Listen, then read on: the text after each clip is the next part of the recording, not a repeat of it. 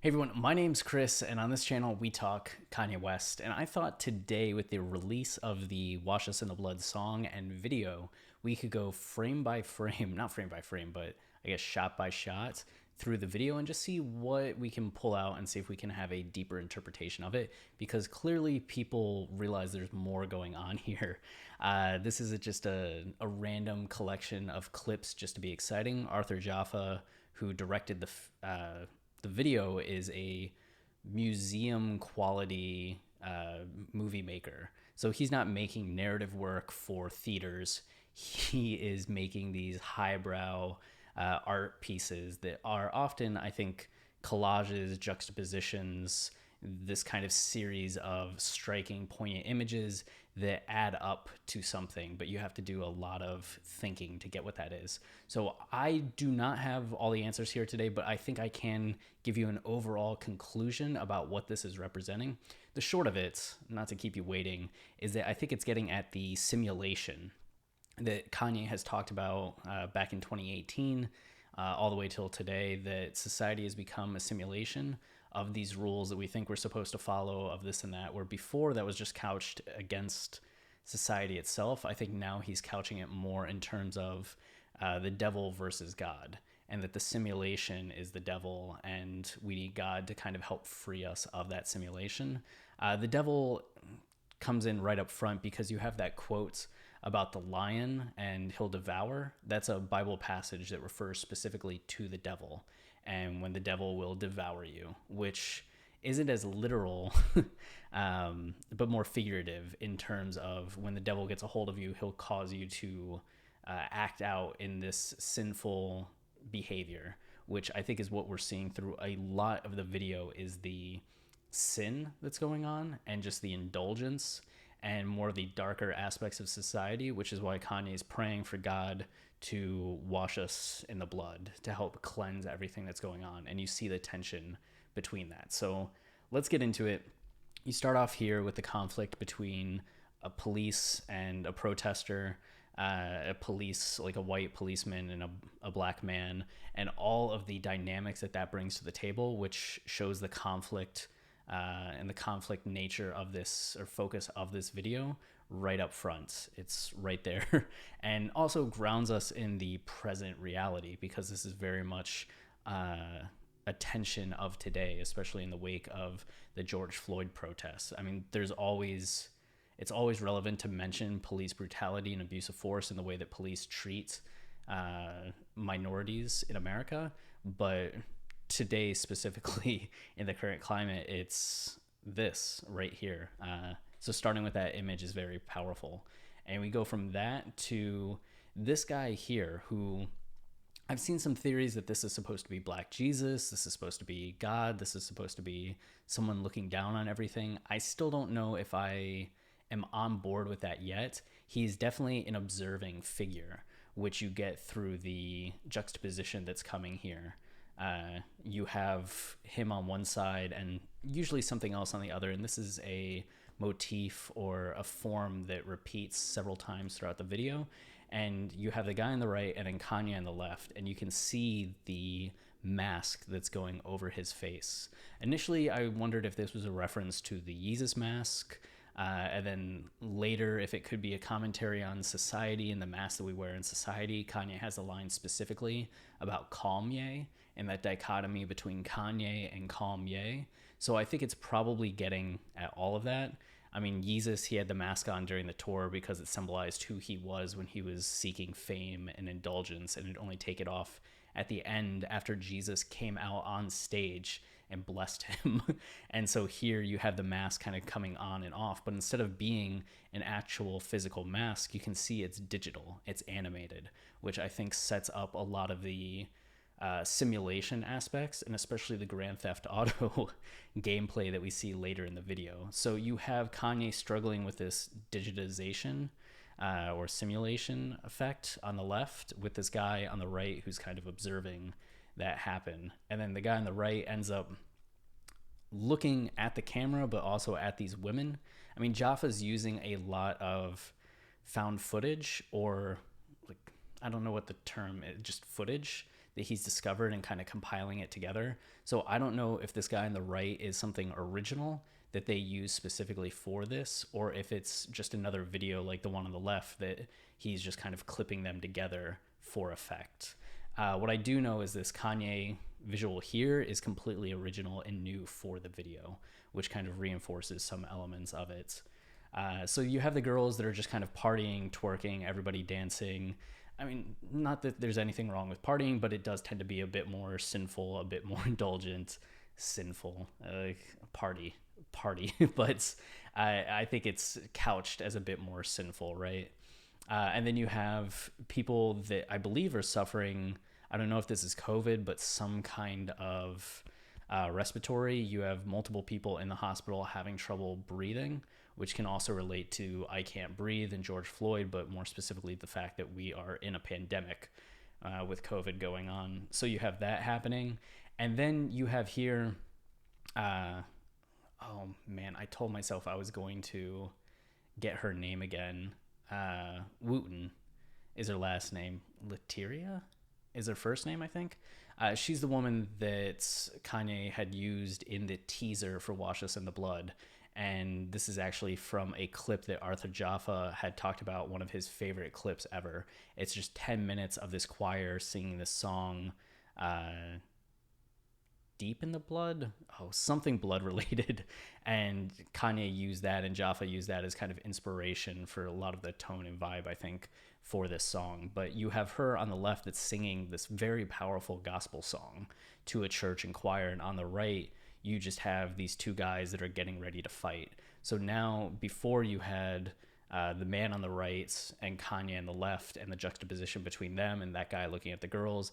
Now, once again, you have this juxtaposition here of a clearly gospel elements and godly elements juxtaposed against two people that are just fighting, which could reinforce that idea of the devil versus God, devil versus Jesus. And then here you just get the clip of them fighting. The one knocks the other one out. Good night. And then we come back to the guy and he's looking at a plane. I don't know what the plane refers to.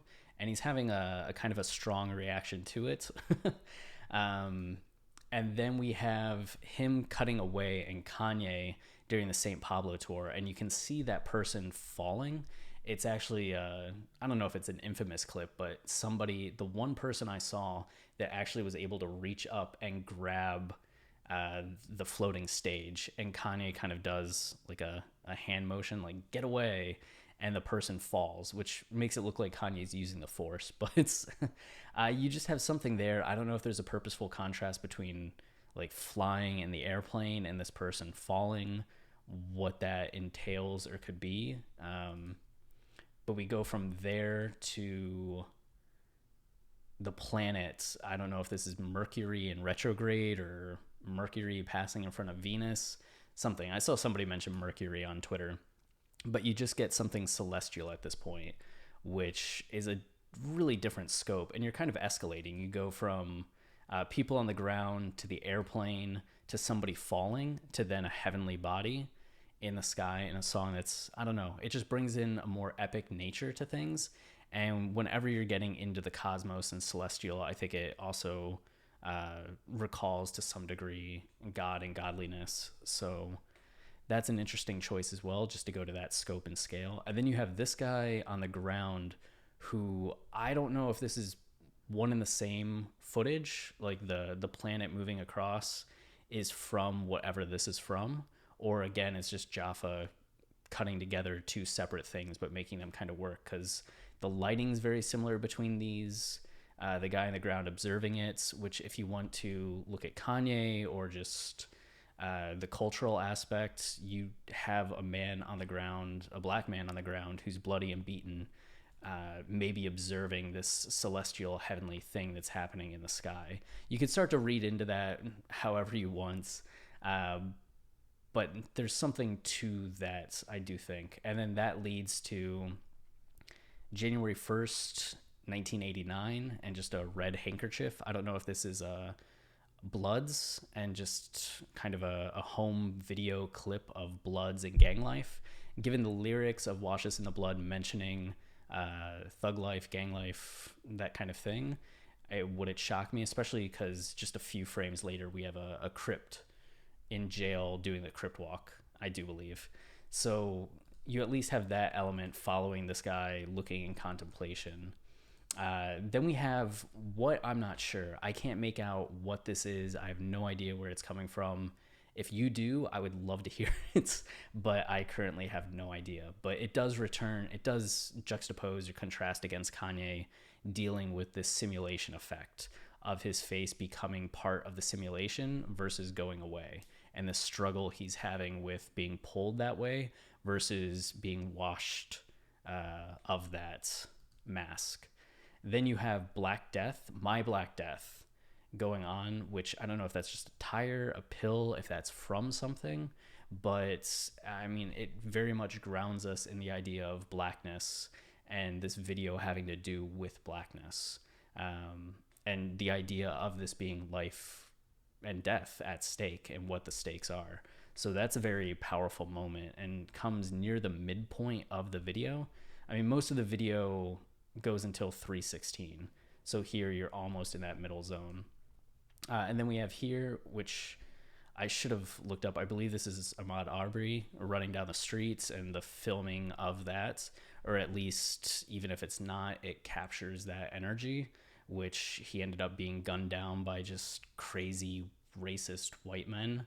So following My Black Death and cutting to that is really sad and very visceral, and again reinforces the stakes. And then you cut to Kanye on stage, which Nebuchadnezzar performance, I can't quite remember what this is from, but definitely Kanye looking contemplative in concert, followed then by somebody else performing, right? So you have Kanye on stage as a performer, cutting then to this vampire-like figure coming down. Another black rock star, Black Death, is what's in the background, which could relate to that earlier My Black Death little visual, but at least like has comparisons to it. And the fact that this guy is a performer and kind of the kitschiness of this contrasts, I think, kind of mightily to what we saw from Kanye. And here you have on the left side the sun, celestial, again, something that is heavenly and more powerful and on a different scope and scale than the human elements. And he's just kind of playing his guitar. There is a nice visual match between his hair and the solar flare that's going on. And then you have him cut against Wooten, and she's singing her heart out, he's singing his heart out. And you could maybe view these then as contrasting elements, her on the left as the gospel elements and the guy on the right as more of the simulation element or rock star elements. Outside, my dog. My wife looking for my dog. And then we cut back to the planets again. So I do start to think that the planets are representing something a bit more religious, something a bit more heavenly, cutting against the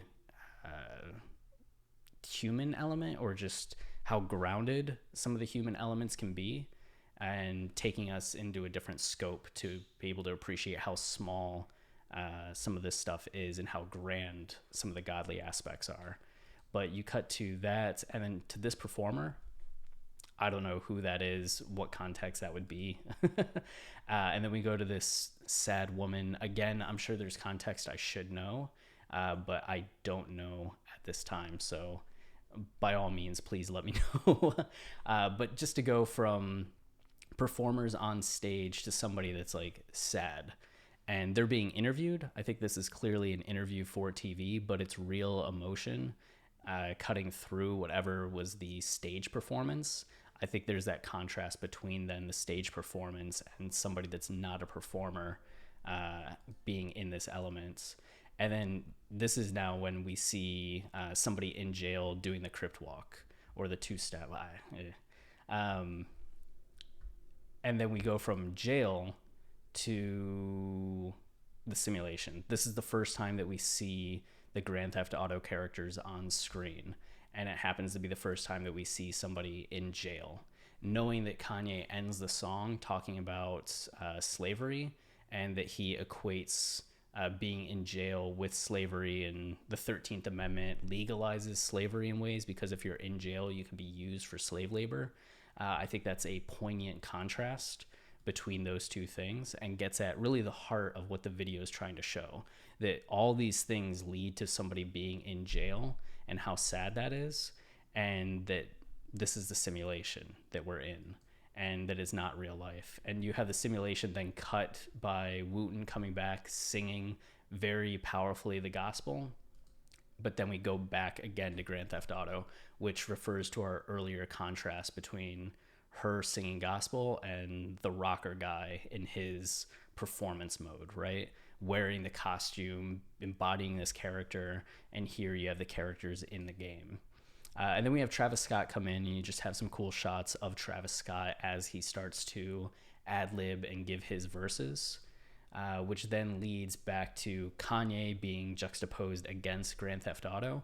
Keep in mind, too, that I came up with this theory before I knew of the Yandhi leaks, and that there's lyrics on Yandhi where Kanye talks about wearing Grand Theft Auto, and it's a simulation, which I just think reinforces the point that I have here. And, you know, a little bit of a pat myself on the back moments for figuring that out on my own, and then realizing that Kanye had already talked about it in a song.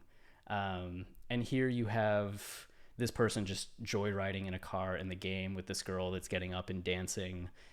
So you can see a little bit about how the two, like the real world and the video game world, are different but the same, just in terms of what's going on. I think it's kind of uniting them. And then you cut from the video game to, I have no idea what this is. Some sort of pick, and it's smoking. Am I dumb? Should I know what this is? But it's against Kanye at one of the Sunday services when he was in Chicago, and people would get out of the way. And his security started to push, and Kanye's like, no, these are my people, like, move. And he just started parting the Red Sea, which was pretty awesome. So you go from that then, and Kanye kind of having that power, to this sea, and you see the sea kind of shifting, the waves of it, and it's not until you start to zoom closer that you realize that it's chains, representing, I think, slavery.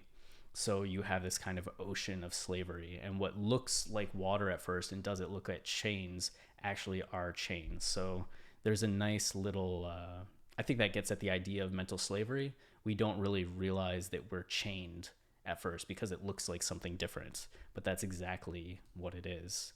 And you go from the chains to a black man running towards the camera in the video game, which again, very poignant, very meticulous.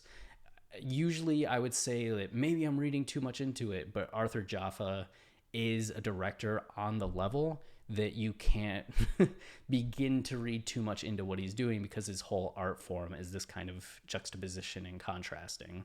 And when you know that language exists and how to read it, these things I think become a lot more clear, because you realize that they are cognizant choices. He's not just randomly cutting in this footage just because it seemed like good Grand Theft Auto footage. It's because he had something he wanted to say with this particular clip following this particular clip, right? And then we move to a solar flare again, something very dramatic and heavenly in the wake of something very scary, before we come back to Kanye having that struggle between the simulation and who he really is, as he gets into, I think this is the point where he mentions Kanye and Kanye. So I think maybe this also puts into context that the solar stuff, or the outer space stuff, is supposed to be more good than bad, where the video game stuff is supposed to be more bad than good. So more devilish, more godly. And that's the tension that we see on Kanye's face too, with the digitization being the devil trying to devour, and like Kanye, you want Kanye in society rather than Kanye, which is the natural version of himself. And then here you have two people shooting fireworks, and similar clips, but aimed at each other. So the fireworks look like they're being shot on each side at each other, like it's a war zone in a way. And then we cut to this broader shot that really does look like a war zone. You see fireworks going off that looks more like a gun than just a firework. But there are people firing things off here. It's a lot more chaotic. And then that leads to this video where Kanye is on the left and the animations taking over more of his face while we see this bridge burning, which is just this anarchy, chaos. The flames recall hell and the devil. And this is actually moving in reverse. We're not seeing him throw the Molotov cocktail. We're seeing the cocktail come back into his hand and him moving backwards. I don't know if that symbolizes then a bit more of like the washing us in the blood. We're reversing these actions. We're trying to get away from this and take back the things that we did. Something along those lines. I'm open to other interpretations there, of course, but I do think it just has to go with curtailing that behavior rather than seeing that behavior enacted. And then we have, I think, one of my favorite moments.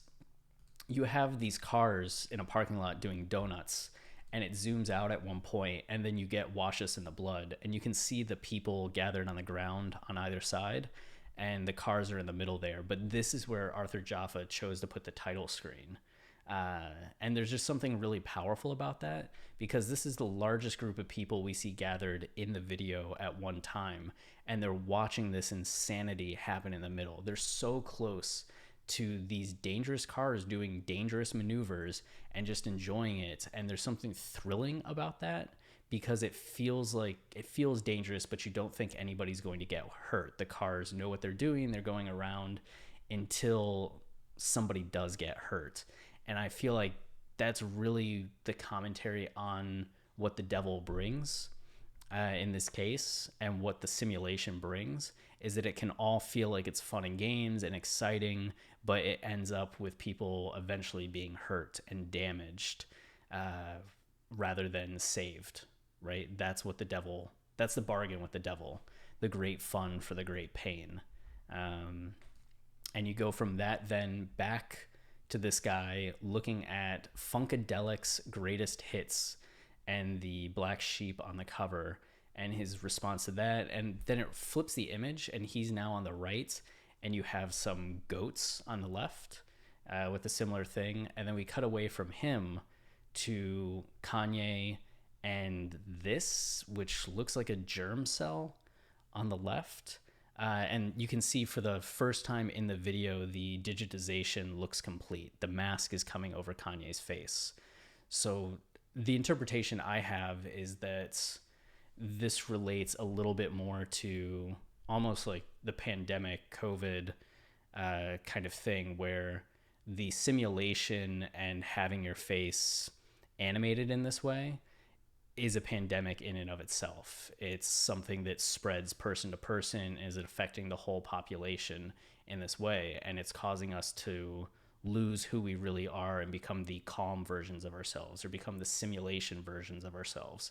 So in a way, this is the devil's influence and how infectious it can be. And that's kind of the bleak place in which the video ends. And the final line is about becoming slaves. So Kanye having the mask put on at the end of this, I think, points in that direction, that this isn't a good thing. And that he's now, I mean, you look how video game like that is. He's now become part of the simulation in this video. And that's why we need God to wash us in the blood to stop this and prevent this from happening. In the video, you cut to the next thing, which is North at Sunday service practice. It's gospel music. It's beautiful compared to the grunginess and ugliness of Wash Us in This Blood's production. You have a nice gospel tone that cuts through the seriousness and of what we just heard, which feels very godly in the wake of the depressing place that the video would otherwise end if it was just ending with Kanye's face covered, which almost points to, you could start to say, children being redemptive, gospel being redemptive, this music and church being redemptive, and a way to keep us out from the simulation. But the sad thing is, in the actual song itself, the streaming version of the single, this part doesn't exist. You don't get Kanye saying "Wash Us in the Blood" and the choir in the background. It just ends with the slavery line.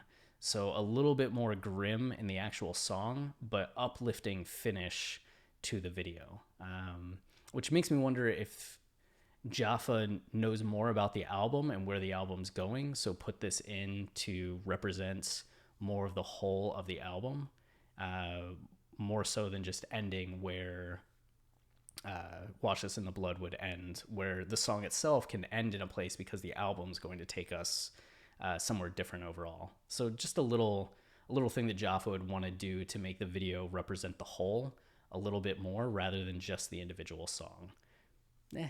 Or it could just be his nice touch, like he wants to end on a positive note more so than a negative one. But the song itself definitely ends more on a negative note, like praying for help, praying for redemption, praying for the blood to wash us and save us from the devouring that's happening thanks to the devil. So that is the way too in-depth shot-by-shot analysis of the Wash Us in the Blood video. I hope this was helpful for y'all. If you know any of the specifics of the things that I missed, some of the visuals, please let me know. And if I messed up things that were obvious to you, please forgive me. I can be an idiot sometimes. But I think overall, the theory about where this video is going and what it's trying to do, even if you disagree with specifics, hopefully you can agree on the whole that this is looking at society in the simulation and enslavement versus non-enslavement and all of that. Would love to hear your thoughts, would love to hear your praise. And if you want to support the channel, the easiest way is liking, subscribing, commenting, as all those things tell YouTube that people are enjoying this content, and then they show it to more people who hopefully also enjoy the content, which helps us in the long run. We also have our Twitter account at Kanye Podcast, where you can interact with us a lot. And we have our podcast on iTunes, Spotify, and everywhere podcasts are. If you want to listen to our interviews, song analyses, etc., it's only a portion of the analysis that's on the feed right now. Most of it, all of it, is on Patreon. So patreon.com/Kanye Podcast. $5 a month. You get over 100 episodes of lyrical analysis. Every Kanye album, every song, line by line. So if you like the analysis of this video, you can have that for everything. And we're also doing mini seasons right now, the main one being Kanye Hot Takes. That content's only available on our Patreon, and the money is very helpful. So thank you all very much, and thanks for watching. Until next time, stay wavy, keep it loopy.